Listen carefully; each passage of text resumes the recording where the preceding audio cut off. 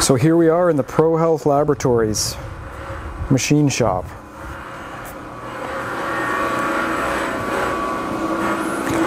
And we can find our master tool maker at work.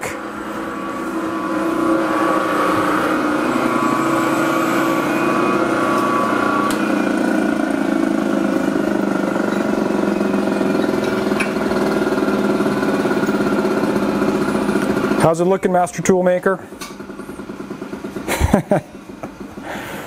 Thumbs up.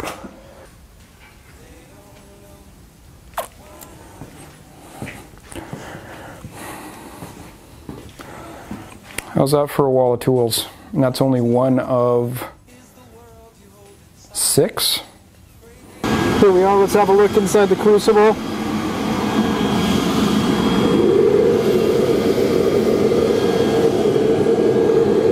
Shut the kiln off before I lift it out or not? No, you might want another pot.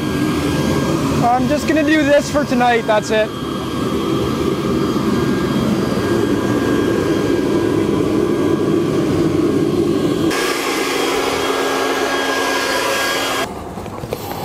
All right, let's see what kind of magic we can get here.